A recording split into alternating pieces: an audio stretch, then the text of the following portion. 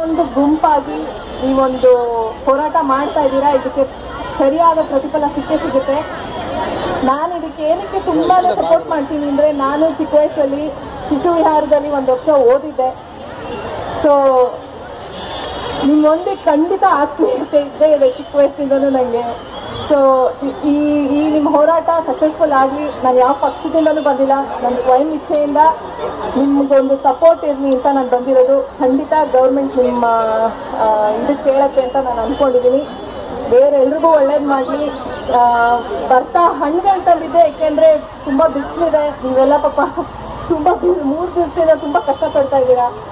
So ಸ್ವಲ್ಪ ಹಣ್ಣು ತಿಂದು ಒಂಚೂರು ಶಕ್ತಿ ಬರಲಿ ಅಂತ ನಾನು ತಂದಿದ್ದೆ. ಬಟ್ ಬೇಡ ಅಂದರು, ಅದನ್ನು ಸಪೋರ್ಟ್ ಮಾಡ್ತೀನಿ. ಏಕೆಂದರೆ ನೀವೊಂದು ಏಮ್ ಇಟ್ಕೊಂಡು ಬಂದಿದ್ದೀರಾ. ಅದು ನಿಜವಾಗ್ಲೂ ನಂಗೆ ಖುಷಿ ಆಯಿತು. ಅಲ್ಲಿ ಹಣ್ಣು ಡಿಸ್ಟ್ರಿಬ್ಯೂಟ್ ಮಾಡ್ಬೇಕಾದ್ರೆ ಎಷ್ಟೊಂದು ಜನ ನಾನು ತೊಗೊಳಲ್ಲ ಅಂದರು. ನಿಜವಾಗ್ಲೂ ಗ್ರೇಟ್. ಒಂದು ಹೆಣ್ಣು ಮನ್ಸು ಮಾಡಿದ್ರೆ ಏನಾದರೂ ಆಗುತ್ತೆ ಅನ್ನೋದಕ್ಕೆ ನನಗೆ ಇದು ಕಾಣಿಸ್ತಿದೆ ಕಣ್ಣಿಂದ.